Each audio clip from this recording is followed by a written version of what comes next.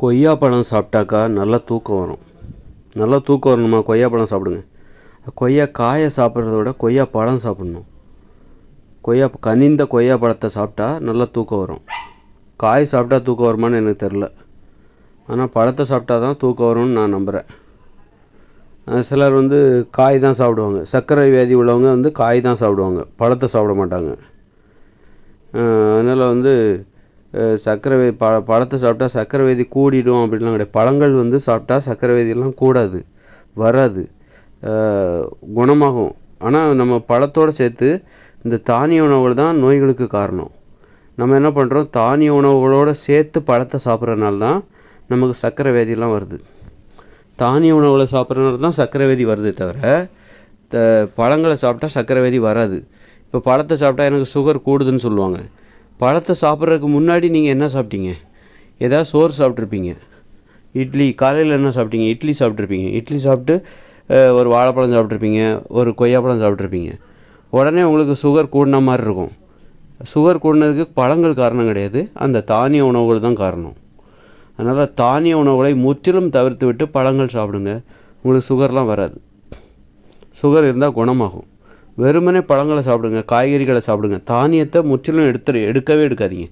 தானியங்கள், மாமிசம், மீன், முட்டை, பால், தயிர், மோர், வெண்ணெய், நெய் இதை சாப்பிடாதீங்க. மீன் சாப்பிடாதீங்க, முட்டை சாப்பிடாதீங்க, பால், தயிர், மோர், வெண்ணெய், நெய், அரிசி, கேழ்வரகு, கோதுமை இந்த ஐட்டமே எடுத்துக்காதீங்க. காய்கறிகள், கீரைகள், கிழங்குகள், பழங்கள், பயிர் வகைகள், பருப்புகள், கடலைகள் இதை மட்டுமே சாப்பிடுங்க. உங்களுக்கு சர்க்கரை நோய் வராது, இருந்தால் குணமடையும். பழங்கள் சாப்பிட்டா சர்க்கரை வியாதி ஒன்றும் வராது, கூடவும் செய்யாது. பழங்களுக்கு முன்னாடி நீங்கள் என்ன சாப்பிட்டீங்க? பொதுவாக சோறு சாப்பிட்டுட்டு தான் பழம் சாப்பிடுவாங்க. பழங்களுக்கு முன்னாடி நீங்கள் காலையில் ஒரு வேளை ஏதாவது இட்லி சாப்பிட்ருப்பீங்க. இட்லி சாப்பிட்ட பிறகு ஒரு வாழைப்பழம் சாப்பிட்ருப்பீங்க. உடனே வாழைப்பழம் சாப்பிட்டாலும் உங்களுக்கு சுகர் கூடுதுன்னு நீங்கள் சொல்லிடுவீங்க. ஆனால் சுகர் கூடுனதுக்கு காரணம் அந்த வாழைப்பழம் இல்லை. வாழைப்பழத்துக்கு முன்னாடி சாப்பிட்டீங்க பாருங்கள், சோறு சாப்பிட்ருப்பீங்க அல்லது இட்லி சாப்பிட்ருப்பீங்க. அதுதான் காரணம் என்பதை தெளிவாக. பழங்களை மட்டும் தனியாக சாப்பிட்டிங்கன்னா சுகர்லாம் வராது. அதனால் கொய்யாப்பழத்தோட சிறப்பை தான் சொல்ல வந்தேன். நல்லா கனிந்த கொய்யாப்பழத்தை சாப்பிடுங்க. சாப்பிட்டிங்கன்னா உங்களுக்கு நல்லா தூக்கம் வரும். ஒரு சாயந்தரமாக சாப்பிடுங்க. சாயந்தரமாக 4 மணிக்கு 3 மணிக்கு நல்ல ஒரு பெரிய கொய்யாப்பழமாக சாப்பிட்டிங்கன்னு வச்சுக்கோங்களேன், சூப்பராக தூக்கம் வரும். அந்த கொய்யாப்பழத்துக்கு அப்படி ஒரு தன்மை இருக்குது. இது அனுபவபூர்வமாக நான் கண்ட உண்மை.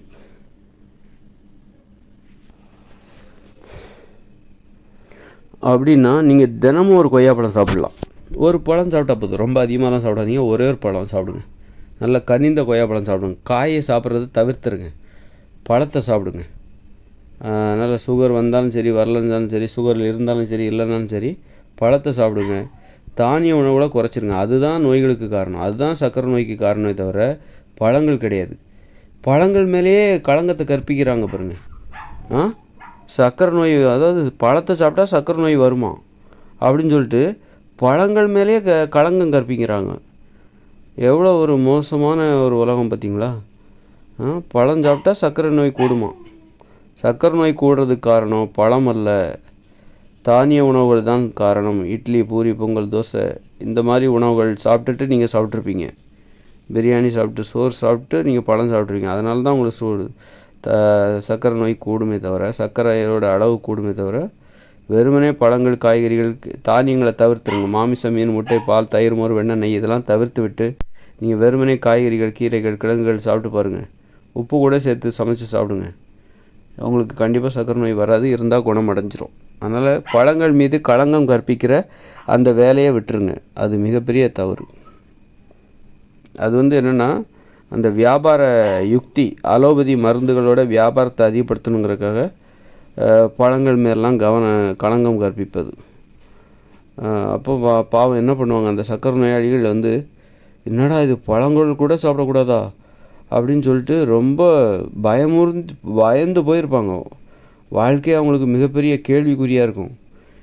எங்கே போனாலும் தப்ப முடியாது, பெரிய வலையில் மாட்டிக்கிட்டோமே அப்படின்னு சொல்லிட்டு அந்த சர்க்கரை நோயாளிகள் முழிப்பாங்க. பெரிய பாதாளத்தில் போய் விழுந்துட்டோமே அப்படின்னு சொல்லிட்டு பழங்களையும் சாப்பிடக்கூடாதா, அதையும் சாப்பிடக்கூடாதா, இதை சாப்பிடலாமா, அதை சாப்பிடலாமா, இது ஏன் சாப்பிடக்கூடாது அப்படின்னு சொல்லிட்டு பயந்து போய் ஒரு பெரிய பாதாளத்துக்குள்ளே விழுந்துட்டாங்க, பெரிய வலையில் சிக்கிட்டாங்க பாவம். அதனால் மனித உணவுகளை பின்பற்றுங்கள், அந்த பாதாளத்திலிருந்து வெளிவந்து விடலாம். நான் தொடர்ந்து எனது வீடியோவில் வலியுறுத்தி வருகிற அந்த மனித உணவுகளை மட்டுமே பின்பற்றினால் தானியங்களை தவிர்த்து விடுங்கள். நீங்கள் பாதாள குழியிலிருந்து வெளியே வருவீர்கள். நோய்கள் என்கிற பாதாள குழியிலிருந்து வெளியே வருவீர்கள். அந்த குழிக்குள் வைக்கப்பட்டு இருக்கிற அந்த மருத்துவ வலை, அலோபதி மருத்துவ வலையிலிருந்து வெளியே வருவீர்கள். தப்பிச்சிடலாம்.